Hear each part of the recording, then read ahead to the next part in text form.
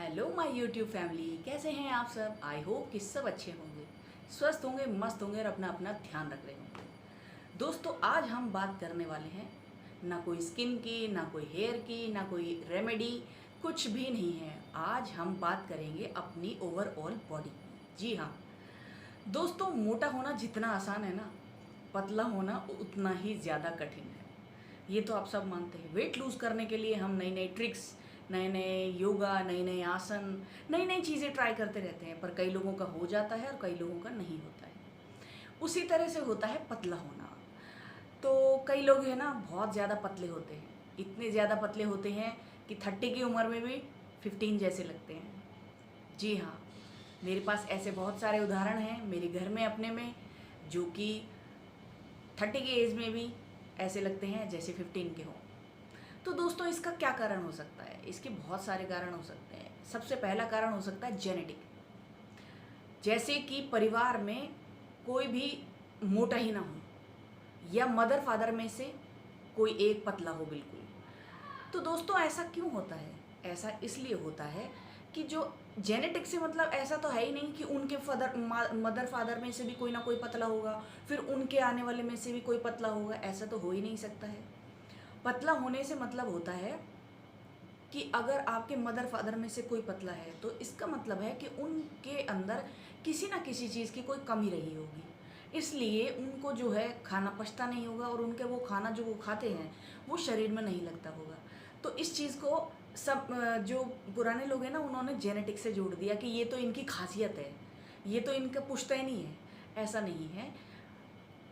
ये जो चीज़ है ना, जिसे आप जेनेटिक बोलते हो, इसको भी हम चेंज कर सकते हैं। लेकिन दोस्तों, सबसे पहले मैं आपको बता दूं कि काफ़ी सारी चीज़ें ट्राई करी होंगे पतले लोगों ने अपने आप को मोटा करने के लिए। वैसे मैं ये बोलूँगी कि वो सबसे बढ़िया हैं उनके अंदर। लेकिन वो पतला है जो जिसको आलस्य बहुत ज़्यादा रहता है, जिसे बार बार बीमारियाँ घेर लेती हैं, ऐसा पतला आदमी हो, या जिसके साथ कोई स्किन रिलेटेड प्रॉब्लम हो गई है, उम्र से कम में बूढ़ा बूढ़ा सा लगने लग गया है, अगर ऐसा कोई व्यक्ति अपने आप को पतला है और वो पतला है, तो उसे तो अपनी बॉडी में वेट गेन करना चाहिए। अगर उसके अंदर फुर्ती नहीं है, और एक पतला वो होता है जो पतला तो है लेकिन फुर्ती बहुत है, शरीर में कोई बीमारी नहीं है किसी भी तरह की, और एकदम मस्त मौला है, तो वो तो मैं कहूँगी कि ये वीडियो देखे ही ना। लेकिन जिनके साथ ये प्रॉब्लम है कि उन्हें आलस से भरा रहता है, किसी काम में मन नहीं लगता है, छोटी छोटी मौसम बदलते ही जैसे बीमारियां घेर लेती हैं, कहते हैं ना कि इम्यूनिटी सिस्टम जिसका बहुत ज़्यादा कमज़ोर होता है, उन्हें तुरंत बीमारियां घेर लेती हैं। तो इसी तरह से आज हम पतले लोगों पे बात करेंगे। वो पतले लोग भी बहुत ज़्यादा परेशान होते हैं क्योंकि उनको कपड़े फिट नहीं आते हैं। कई कपड़े इतने अच्छे होते हैं, उन्हें पहनने का मन करता है, लेकिन उनका उनका खुद का अगर उम्र के हिसाब से साइज़ देखें तो उन्हें बच्चों वाला साइज़ लेना पड़ता है। तो ये सारी प्रॉब्लम बहुत कई लोगों के माइंड में ना घर कर जाती हैं, और उससे उनको अंदर से एक हीन भावना सी होने लग जाती है। तो दोस्तों, आज यही प्रॉब्लम को सॉर्ट आउट करने के लिए जो मेरे को ज्ञान है, थोड़ा बहुत जो मुझे पता है, वो मैं आप लोगों के साथ शेयर करने के लिए आई हूँ। देखो, मोटे मोटों को तो घटाना है, वो एक अलग मैटर है, लेकिन पतलों को मोटा होना है तो सबसे पहले आपको अपना माइंड सेट करना पड़ेगा कि हाँ, मुझे होना है। ये नहीं कि वीडियोस पे वीडियोस देखते रहे, या किसी ने कुछ बताया उसे पूछ लिया, 10 दिन किया, 15 दिन किया, फिर छोड़ दिया। ऐसा कभी भी नहीं होगा। अगर आप ऐसा करेंगे तो आप कभी भी मोटे नहीं हो सकते, आपका वज़न कभी भी नहीं बढ़ेगा। तो दोस्तों, सबसे पहले तो पहली जो टिप है वो है कि आपको अपना माइंडसेट करना पड़ेगा कि हाँ, मेरे को ये काम करना है। करत करत अभ्यास के जड़मति होत सुजान, यानी कि अगर एक ही काम को हम कंटिन्यू करते रहें तो होगा ही होगा। आप जिस चीज़ को माइंड से सेट कर लेते हैं, यूनिवर्स वो चीज़ आपको ला करके देती ही देती है। ये यूनिवर्स का सिद्धांत है, जिसे 369 का सिद्धांत भी कहते हैं। तो दोस्तों, सबसे पहले तो अपना माइंड सेट कर लीजिए कि मुझे मोटा होना है, चाहे जो हो जाए। अब बारी आती है दूसरी चीज़ की, कि दूसरी चीज़ आदमी पतला क्यों रह जाता है। उसका सबसे बड़ा कारण है पेट। अगर आपका खाना पचता ही नहीं है, या आप बिल्कुल कम क्वांटिटी में खाते हो, तो इसका मतलब है कि आप में किसी ना किसी चीज़ की कमी है। आपका पाचन तंत्र बिल्कुल भी सही नहीं है। तो इस पाचन तंत्र को सही करने के लिए हम क्या करें? देखो, योगा कर सकते हैं, एक्सरसाइज कर सकते हैं, वॉक कर सकते हैं, रस्सी कूद सकते हैं, डांस कर सकते हैं। उससे क्या होगा कि आपकी बॉडी में ब्लड फ्लो बढ़ेगा और आपका मेटाबॉलिज्म बूस्ट होगा। और जब आप मेहनत करेंगे ना तो थकान होगी, और थकान होगी तो भूख अपने आप लगेगी। तो इसलिए आप ये मत कहना कि मैं ऑफिस जाती हूँ या मैं ऑफिस जाता हूँ या मैं स्कूल जाती हूँ, मेरे पास ये सब करने का टाइम नहीं है तो मैं नहीं कर सकती। देखो दोस्तों, करना तो आपको ही पड़ेगा। तो इसलिए एक्सरसाइज जितनी मोटों के लिए ज़रूरी है ना, उससे भी ज़्यादा ज़रूरी है पतलों के लिए। मोटे तो फिर भी चल जाएंगे एक जगह, लेकिन जो पतले हैं ना उनको एक्सरसाइज सबसे ज़्यादा ज़रूरी है। क्योंकि गोली गपाड़ी खाने से आपका पाचन तंत्र बिल्कुल भी ठीक नहीं होगा। आप जब तक मेहनत नहीं करेंगे तब तक आप खुद ही सोचिए, जब आप ऑफिस में वर्क करने जाते हैं तो क्या आप ऐसा वर्क करते हैं जिससे आप सिर्फ पूरे दिन भर घूमते ही रहें, यहाँ से वहाँ वहाँ से यहाँ? ऐसा कोई भी वर्क नहीं होगा। या तो आप ऑफिस पे करते होंगे, लैपटॉप में करते होंगे। कोई टीचर है तो वो एक आध बार ऊपर नीचे चढ़ती। ज़्यादातर हम जो काम करते हैं ना वो ब्रेन से करते हैं, दिमाग से करते हैं। इसलिए हमारी शारीरिक जो क्रियाएं हैं ना वो तो ऐसे डंप हो जाती हैं। तो जब शारीरिक मेहनत नहीं करेंगे तो भूख नहीं लगेगी, और भूख नहीं लगेगी तो पाचन तंत्र सही नहीं रहेगा। जो खाएंगे वो सब कचरे में ही चला जाएगा। दूसरी बात। तीसरी बात ये है कि सुबह उठते के साथ ही सब अपना पाचन तंत्र मजबूत करने के लिए आप गर्म पानी का प्रयोग कीजिए। जी हाँ, खाली गर्म पानी जितना आप पी सकते हैं, 1 गिलास, 2 गिलास, 3 गिलास, जितना आप आराम से पी सकते हैं उतना ज़रूर से ज़रूर पीजिए। वो क्या करेगा, आपके मेटाबॉलिज्म को बढ़ा देगा। आपकी जो पाचन प्रणाली है ना, पाचन तंत्र है, उसे और मजबूत करेगा। तो उससे आपको भूख अच्छे से लगेगी।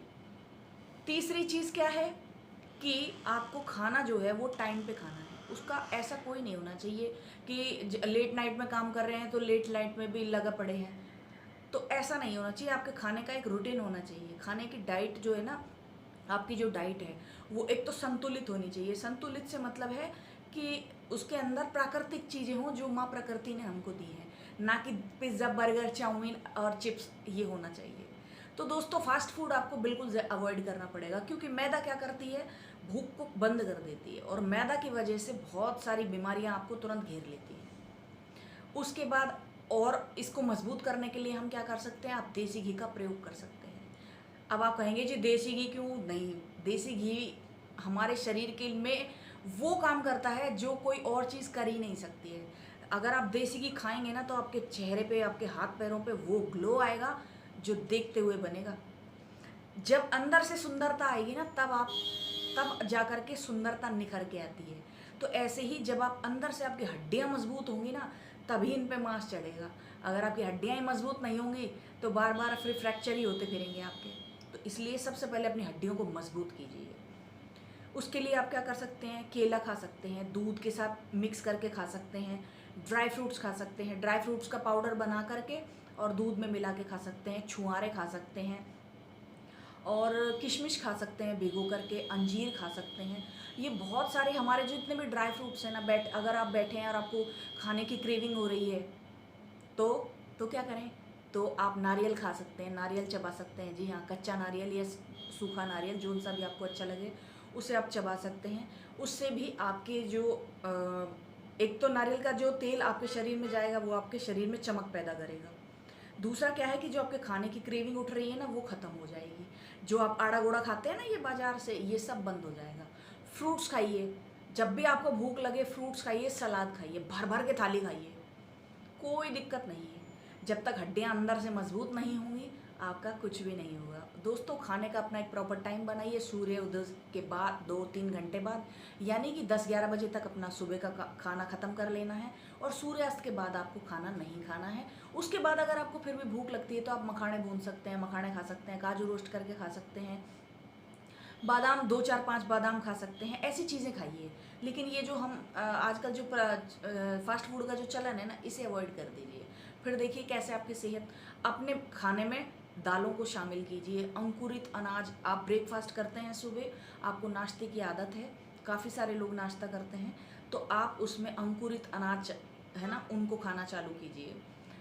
यानी कि बदल बदल के वैरायटी कीजिए। और सबसे बड़ी बात, जब भी आप भोजन करें तो अपने माइंड को सिर्फ और सिर्फ भोजन पे ही कंसंट्रेट करके खाएं।